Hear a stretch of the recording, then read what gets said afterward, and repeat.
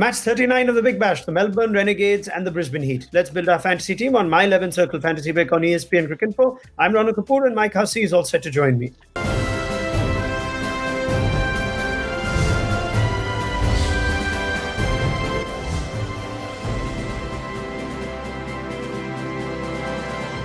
Let's go to player availability. Shaun Marsh, likely to be available for the Renegades after missing the last couple of games due to the birth of his child. So that's a big plus for them. Mohammad Nabi will not be available for the rest of the tournament. He is now with the Afghan side for national team commitments. Remember, on the My 11 Circle Fantasy app, 100 credits for every user to build their fantasy team. 4 categories of players to choose from: batsmen, bowlers, wicketkeepers, and all-rounders. Every player's individual credit value is listed on the app. You can pick a maximum of 7 players from one team in any given contest, and we'll throw in 4 substitute options for you towards the end of this video as well. Captain choice, Chris Lynn. Even though he has missed a part of this season due to injury, he's managed to score 20 or more runs in all 5 games he's played. He's accumulated 223 runs at a strike rate of over 151. And now that he's back to his favorite opening spot, we can expect plenty more from Chris Lynn. Vice captain option is Shaun Marsh. Even though he's coming at the back of a break as well, still the leading run scorer in this year's Big Bash for the Renegades with 247 runs in 7 games at a strike rate of over 137.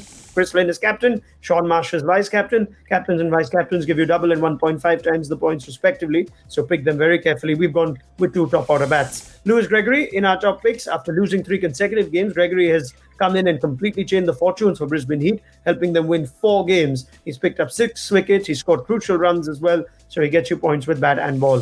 Mujibur Rahman is there too, the 19-year-old Afghan spinner. He's overcome a poor season last time in the Big Bash. He's performed exceptionally well this season, 14 wickets in 8 games at an average of just over 13. This could well be his last game for Brisbane Heat before he departs for national duty as well.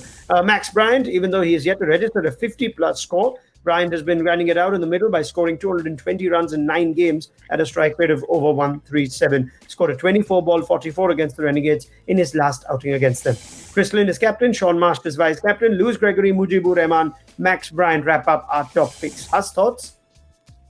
Yeah, I like your picks of captain and vice captain. I think Chris Lynn's been in really good touch since he's come back from his injury. Shaun Marsh, he generally performs pretty well after a bit of a break, so expect a good performance from him too. Just a quick query: if Nabi's not going to be available for the Renegades due to international duty, why is Mujib going to be able to play this game?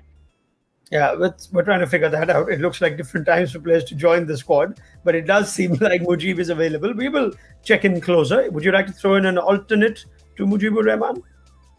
Well, Steketty's someone that's very high on the bowling list. He's been taking a lot of wickets for the Brisbane Heat. He's also been bowling the difficult overs, so Chris Lynn turns to him in the big moments. So, he's really improved. I've been, I guess, pleasantly surprised at how much he's improved his game over the last year or so.